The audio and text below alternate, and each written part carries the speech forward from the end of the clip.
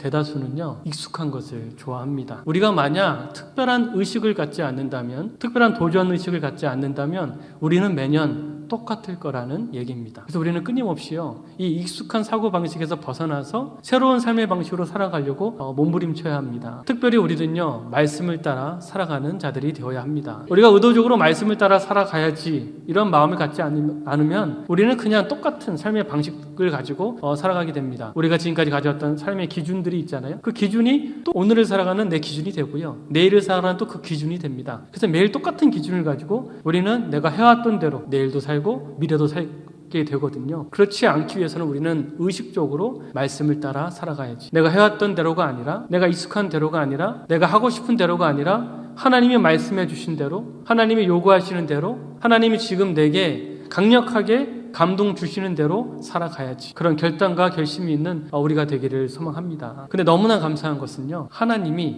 그것을 더 원하고 계시다는 거예요. 하나님의 말씀대로 살아가야지, 하나님의 뜻 가운데서 살아가야지, 하나님의 뜻을 이루는 그런 삶을 살아가야지 간절히 원하시잖아요. 그렇지 않은 사람이 어디 있겠어요. 감사한 것은 하나님이 그렇게 살아가기를 너무나 원하셔서 우리의 삶을 외면치 않으시고 개입하신다는 거예요. 간섭하신다는 거예요. 나는 원하지 않았는데, 나는 하나님을 바라지 않았는데 하나님이 일방적으로 강권적으로 역사하실 때가 있다는 거예요. 그렇게 역사하지 않으면, 그렇게 개입하지 않으면 똑같이 살아갈 걸 뻔히 아니까, 어제나 오늘이나 내일을 똑같이 살아갈 것을 아시니까 하나님이 강권적으로 때때로 말씀을 통해서, 때때로 어떤 사건을 통해서, 때때로 어떤 일들을 통해서 우리 삶에 구체적으로 세밀하게 역사하실 때가 있다는 거예요. 근데 하나님의 그 역사가요, 내 관점에서는요, 이해 안 되는 일처럼 느껴진다는 것이 또한 사실입니다. 하나님의 개입이나 간섭으로 여기는 것이 아니라, 왜 이런 일이 나에게 있지? 왜 하필 이 타이밍에 이러한 일들을 일어나지? 왜 하필 지금 나의 계획과는 전혀 상관없는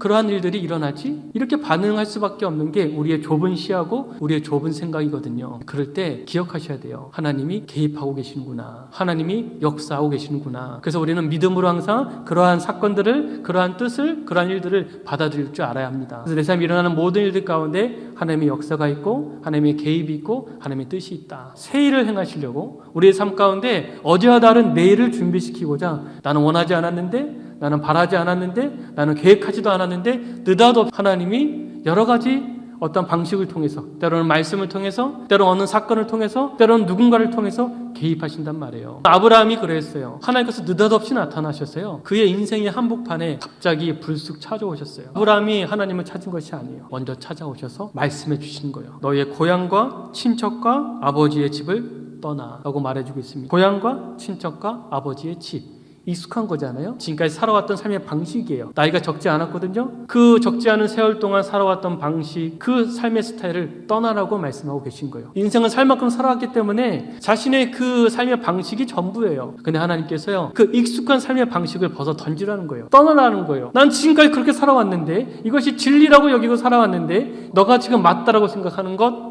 너가 익숙하다고 생각하는 것, 그것을 떠나라고 말씀하신 거예요. 새로운 도전을 요구하시는 거죠. 왜요? 하나님은 새 일을 행하실 거거든요. 하나님께서는 아브라함에게 그 이전과는 비교할 수 없는 놀라운 미래를 주길 원하셨기 때문에 새로운 삶의 방식을 살아가야 된단 말이에요. 그래서 하나님께서요, 아브라함에게 떠나라고 말씀하셨어요. 익숙한 것에서, 편안한 것에서, 지금까지 살아온 방식을 떠나라고 말씀하시고요. 그리고 뭐라고 말씀하시냐면, 내가 내게 보여줄 땅으로 가라 라고 말씀하십니다. 보여준 땅이 아니잖아요.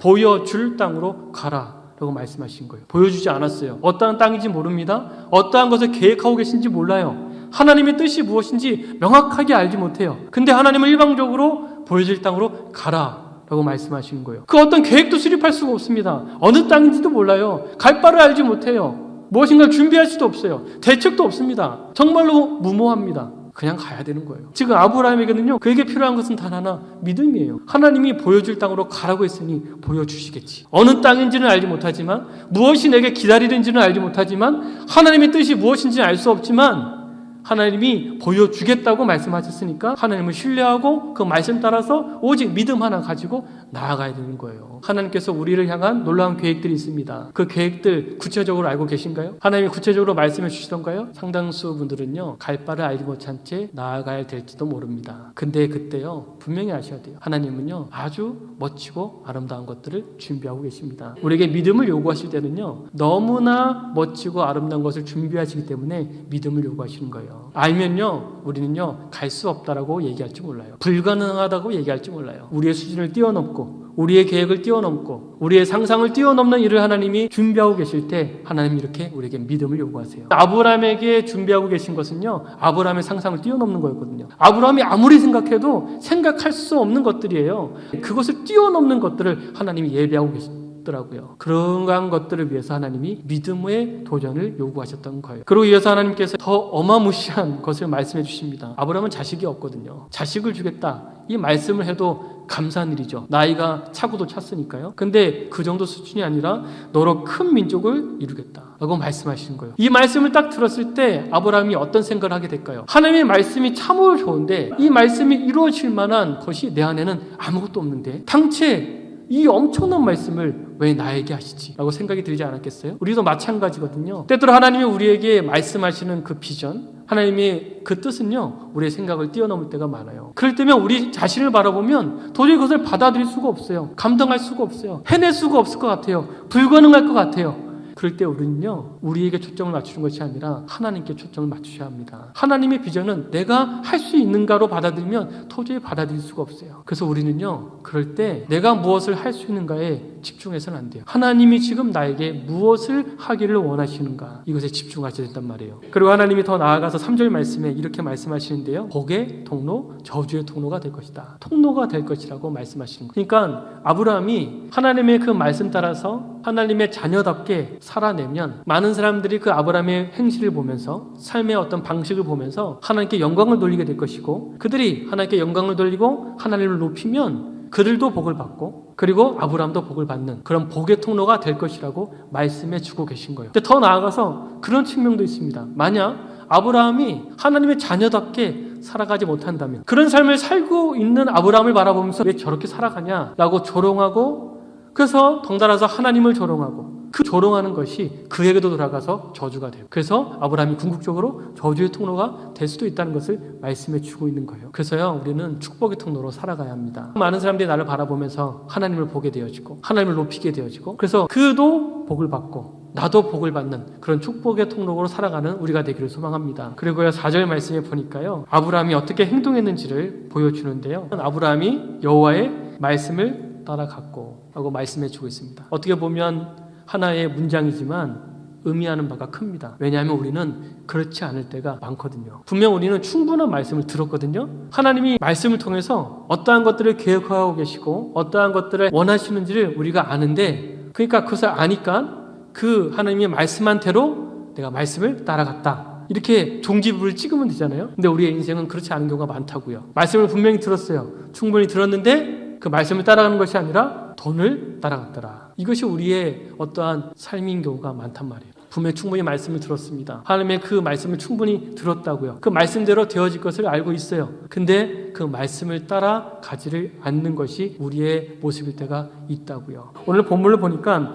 롯이 똑같이 따라갔거든요. 근데 롯은 뭐라고 써있냐면 롯도 그와 함께 갔으며 라고 되어 있습니다. 그러니까 롯은 말씀을 따라 간 게 아니고 아브라함을 따라 간 거예요. 아브라함을 따라 간 거란 말이에요. 아브라함이 의지가 될 만하잖아요. 의지가 될 만한 사람이니까 사람을 따라 간 거예요. 똑같은 곳에서 살아갔지만 이것이 결정적인 차이를 났단 말이에요. 아브라함과 롯의 인생이 완전히 다른 인생을 살게 되는 결정적인 차이가, 어떻게 보면 외부에서 보면 똑같은 길을 가고 있고 똑같은 장소에서 똑같은 삶을 살아가고 있는데 똑같이 보여지지만 아브라함은 말씀을 따라 가고 있는 거고 롯은 아브라함을 따라 가고 있는 거였다고요. 물론 우리가 때때로 하나님을 믿는 사람을 따라갈 수도 있습니다. 영향을 받아서 그렇게 나아갈 수도 있어요. 근데 궁극적으로 우리는 사람을 따라가는 자가 아니라 말씀을 따라가는 자가 되어야 합니다. 하나님이 말씀해 주시면 그 말씀을 말씀대로 믿고 나아갈 수 있기를 소망합니다. 오늘 본문을 보니까 말씀을 따라 나갈 때가 75세였다고. 적지 않은 세월을 살았단 말이에요. 그 말씀 그대로 따라 나설 수 없는 수백 가지 이유들이 많단 말이에요.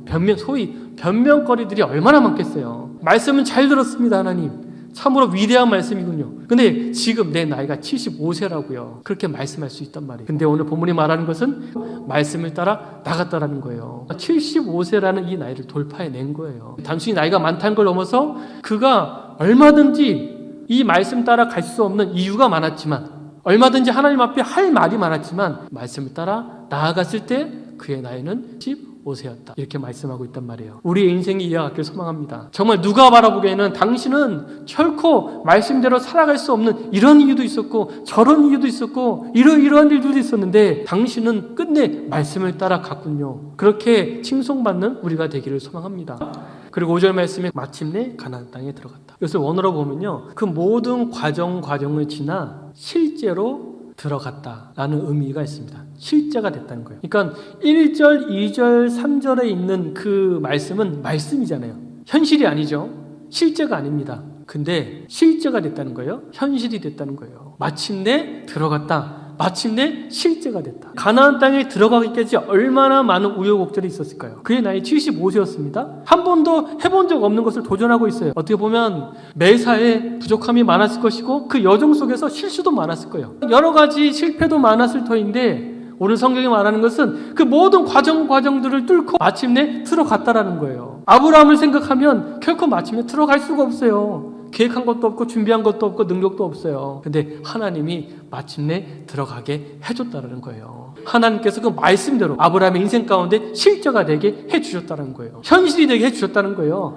하나님의 그 말씀이 말씀으로 끝나지 않아요. 하나님의 말씀으로 온 세상을 창조하셨잖아요. 실제화하셨다고요. 현실이 되게 해주셨다고요. 실체로 만들어주셨다고요. 마찬가지로 하나님이 말씀해주신 그 말씀은 실체가 될 겁니다. 우리의 삶 가운데 준 그 비전은 결코 비전으로 머물지 않아요. 실제가 될 거예요. 하나님께서 실제로 만드실 거예요. 그래서 우리가 그렇게 고백하게 될 거예요. 마침내 들어가게 되었다. 마침내 현실이 되었다. 하나님이 내게 말씀해 주셨던 것들 너무나 허무맹랑하고 불가능하고 의심도 들었지만 마침내 하나님이 현실이 되게 해주셨다. 아브라함이 그 고백을 하고 있는 거예요. 마침내 가나안 땅에 들어갔더라. 우리의 인생도 마찬가지일 겁니다. 마침내 하나님이 약속해 주신 그 약속대로 되어질 겁니다. 그것을 꿈꿔보시길 소망합니다. 안 될 이유들이 많을 거예요. 근데 그 이유는 중요하지 않아요. 왜냐하면 하나님이 하실 거니까. 하나님은 그 이유를 넘어서 하나님이 하실 거니까. 하나님이 해주실 것을 기대할 수 있기를 소망합니다. 하나님이 반드시 그렇게 역사해 주실 거예요.